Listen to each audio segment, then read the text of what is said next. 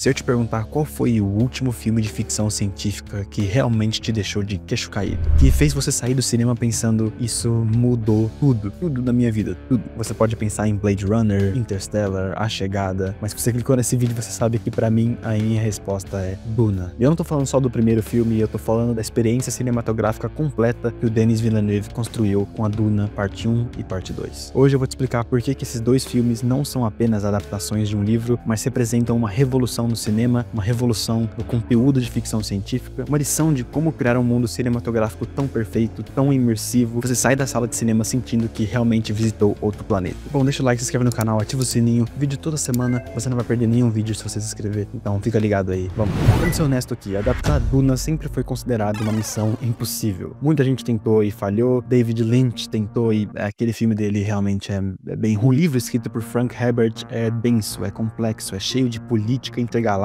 ecologia, religião, filosofia, é inadaptável. Até que apareceu Denis Villeneuve e ele fez o impossível. Mas aqui que tá, o pulo do gato, ele não tentou apenas adaptar o livro, ele criou uma experiência cinematográfica completamente nova, usando Duna como base para construir que, na minha opinião, é um dos mundos de ficção científica mais convincentes já posto nas telas. E quando eu digo convincente, eu não tô falando que tem efeitos especiais impressionantes, embora eles sejam impressionantes, eu tô falando de um mundo que faz sentido, um universo onde cada detalhe, cada escolha visual, cada som foi pensado para criar uma realidade alternativa tão sólida que você acredita que aquilo realmente existe. A primeira coisa que te chama a atenção em Duna quando você começa a assistir, quando você começa a entrar no mundo, é que não parece ficção científica tradicional, né? Não tem lasers coloridos, não tem naves espaciais brilhantes, não tem robozinho bip bop bip bip robozinho. O Denis Villeneuve e a equipe dele criaram o que eles chamam de futurismo primitivo. Imagina uma sociedade 20 mil anos no futuro, mas que por motivos históricos específicos que têm a ver com a lore, com o contexto da história de Duna, desenvolveu uma estética baseada em materiais orgânicos, pedra, metal, trabalhado artesanalmente, né? Os designers de produção que fizeram Duna explicam que cada escolha arquitetônica teve que fazer sentido, né, ambientalmente. Em Arrakis, por exemplo, né, aquele planeta do deserto, os prédios resistem a ventos de 800 km por hora, usando pedra cortada e designs inovadores como poços de luz e, ao invés de ter janelas, né, porque a luz solar diretamente, literalmente torraria qualquer um naquele planeta. Então não tem só um design bonito, né, Duna, a construção do mundo de Duna é inteligente. Cada elemento visual conta uma história sobre como essas pessoas vivem, como eles se adaptam ao ambiente, qual tecnologia que eles desenvolveram e por quê. Bom, já falando de Arrakis, vamos falar mais sobre esse planeta e por que ele não é apenas um cenário, né? Arrakis é um personagem central da história de Duna.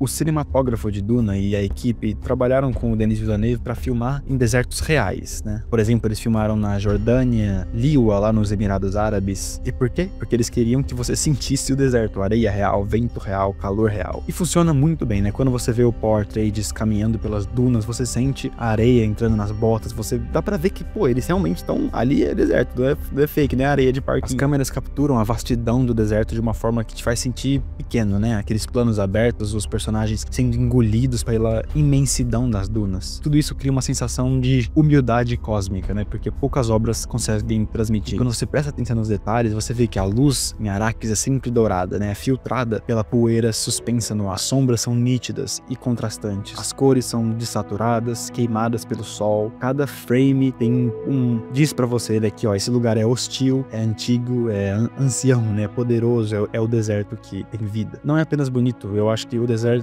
é um personagem narrativamente ativo, né? Ele influencia como os personagens se movem, como eles se vestem, como eles falam. É um ambiente que moldou todas aquelas culturas. Uma outra coisa muito interessante em Duna é o poder do som, né? Vamos falar sobre isso, porque muita gente não repara isso em filmes conscientemente, mas é que é fundamental para a experiência de Duna, é o som. Hans Zimmer, tô eu aqui mais uma vez falando de Hans Zimmer no canal, parece que todo vídeo que eu falo sobre filme eu tô falando sobre o Hans Zimmer, mas é o GOAT, né? Ele criou uma trilha sonora que não soa nada como você já ouviu em filme de ficção científica, eu te garanto isso. Ele usou técnicas vocais, instrumentos modificados, frequências que literalmente fazem o seu cérebro pensar, opa, isso aqui não é humano, isso aqui não foi feito pelo Ed Sheeran. Aqui tá a genialidade, né? O silêncio é tão importante quanto a música, assim como o Hans Zimmer usa muito isso em Interstellar. Duna sabe quando não usar a música, né? Quando deixar apenas os sons naturais, o rangido das armaduras, o zumbido de um traje, o rumor distante da minhoca das areias. Então, tudo isso cria uma atmosfera. E quando a música finalmente explode, quando ela vem também ela é avassaladora, né? Ela entra, é uma entrada triunfal, por exemplo, quando os Atreides entram em Arrakis, os metais ressoando, os coros alienígenas coando, né? Ou a chegada dos Harkonnen, sempre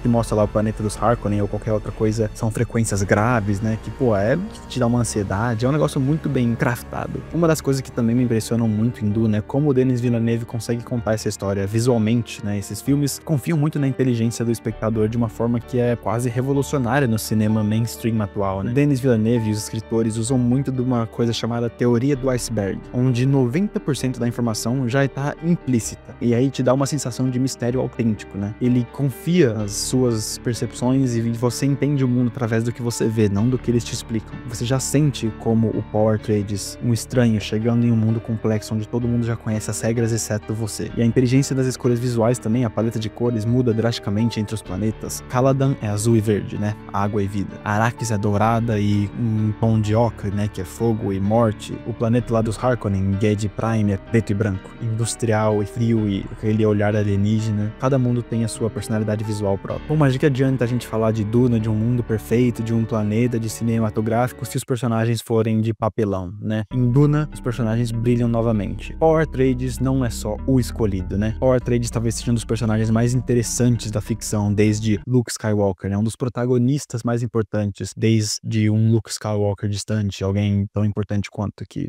não sei, faltam poucos na minha memória. Timothée Chalamet entrega uma performance que realmente mostra um jovem aterrorizado com seu próprio destino. Timothée Chalamet é um craque, fale o que você quiser falar do Tini, mas ele é um craque da nossa geração. O Paul Atreides vê o futuro, ele vê bilhões de mortes em seu nome, e isso destroça ele, cara. Conforme o filme 1 e o 2 vai passando, você vê que ele vai sentindo esse peso. E é muito interessante porque quantas histórias, quantos filmes de o escolhido, né? Esse protagonista é o herói que vai salvar tudo. Quantos desses filmes têm coragem de mostrar o protagonista horrorizado com o seu próprio poder? É muito interessante de ver. Os outros personagens muito interessantes, o Duncan Idaho, que é o personagem do Jason Momoa, que não é apenas um amigo leal, né? O Jason Momoa consegue criar um personagem que é um guerreiro, é um poeta, é um guardião, e você sente o peso da perda quando acontece, porque é o personagem que significava alguma coisa pro Paul Atreides, né? E os vilões, cara, tem tanto vilão foda em Duna, todos os Harkonnen, né? Nós temos que dar crédito ao Stellan Skarsgård, como ele interpreta o Barão Harkonnen, né? Que é assustador, não por ele ser um monstro, mas é pela frieza dele, pelo jeito dele. E na minha opinião, um dos personagens mais da hora de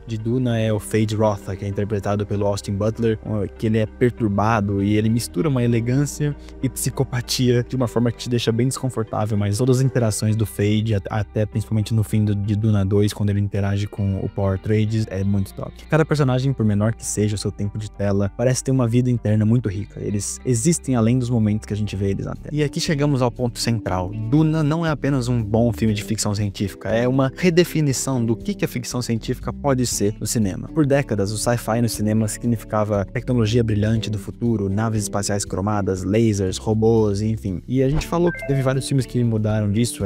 Eu fiz um vídeo sobre Interstellar, se você não viu. Interstellar era um dos grandes pioneiros que começou a mudar isso. E Duna, mais recentemente, nessa década, chegou e disse não, e criou algo radicalmente diferente. É um sci-fi que se sente antigo e eterno ao mesmo tempo. É um futuro que parece ter peso histórico, tradições milenares, culturas profundas. É um universo onde a tecnologia serve à história, não o contrário. E a influência de Duna já é visível, né? Filmes recentes, já dá pra sentir o impacto em novos filmes, como o filme do Batman, por exemplo. Mesmo o Batman não sendo sci-fi, eles já começaram a usar essa estética mais pé no chão, mais realista, como a série do Senhor dos Anéis, séries como a série do House of the Dragon, de Game of Thrones, até a própria série de Duna que lançou, que não é tão boa, abraçaram essa ideia de mundos fantásticos que se sentem vívidos, ao invés de apenas espetaculares. Duna provou que você pode fazer um blockbuster que custa 155 milhões de dólares, mas que respeita a inteligência do público, que não precisa explicar tudo, que pode confiar nas pessoas para conectar os pontos. Duna funciona tão bem porque não tenta impressionar você com os negocinhos, os lasers, as naves, os gadgets de ficção científica, mas são ideias. Não é sobre olha que efeito especial incrível, mas olha que mundo fascinante que eles estão construindo. Olha que negócio da hora. É um filme que trata quem tá assistindo como inteligente, né? Não explica demais, não subestima a sua capacidade de entender. É um sci-fi que fala sobre poder e principalmente religião, imperialismo, de uma forma sofisticada, que usa a ficção científica como metáfora para questões muito atemporais, porque muitos filmes de sci-fi que você vê, o tema do sci-fi é o sci-fi, né? É o espaço, é a galáxia, é uma guerra intergaláctica. O tema de Duna é a religião, é o fanatismo religioso. São problemas que sempre existiram e ainda existem, sempre vão existir, contado através desse mundo de sci-fi. Duna entende que que menos é mais. Que silêncios são tão poderosos quanto explosões, que mistério é mais envolvente que uma explicação total. Eu gosto muito dos dois filmes, eu particularmente gosto um pouco mais do Duna 2 do que da parte 1. Eu acho que a parte 2 não só manteve a qualidade do primeiro filme, como em muitos aspectos superou. E agora vamos ter um Duna 3, né? Provavelmente que vai fechar a história, vai ser chamada de Duna Messiah, né? Nome do livro 2. Uma promessa de trilogia completa que pode muito bem redefinir o cinema de ficção científica para as próximas décadas. O impacto já vai além dos próprios filmes, né? Duna provou que existe o público da ficção científica inteligente e não precisa de deixar as coisas mais fáceis pra entender, né, pra atingir as massas. Duna teve um sucesso comercial incrível, quase 700 milhões de dólares mundialmente só com o primeiro filme, e mandou uma mensagem clara pra Hollywood, né, invistam em qualidade, respeitem o público, contem histórias que importam. Eu já vi muito filme de ficção científica, eu já vi desde os anos 80, Blade Runner, até os mais recentes que fizeram muito sucesso, Ex Machina, enfim, mas eu posso dizer que pra mim, cara, Duna mudou tudo. Eu gosto muito, muito de Duna. Não é apenas que os filmes sejam tecnicamente perfeitos e a história envolvente, embora sim, essas coisas são reais, mas o Villeneuve conseguiu criar algo que eu achava impossível no cinema mainstream, que é uma obra de arte comercial que não faz concessões com a sua visão artística. Até por causa disso, eu acho que tem muita gente que não gosta muito de Duna, apesar de eu acho que no público geral é um filme que foi muito bem recebido. Mas enfim, se você ainda não assistiu, você não sabe o que tá perdendo, vai ver Duna. Seria bom se você conseguir ver na maior tela possível, com o melhor som possível, porque aí você vai ser transportado pra esse mundo, né? Bom, o que você acha? Você concorda? Você já viu Duna? Você gosta do 1 ou 2? Você tem outro filme de sci-fi que você acha melhor ou mais interessante, ou que revolucionou mais? Você tá ansioso pra parte 3? Eu sei que eu tô. Deixa seu comentário no vídeo, deixa o like, se inscreve no canal, fico feliz de você ter assistido até aqui. Vejo vocês no próximo vídeo. Obrigado a todos, e é isso.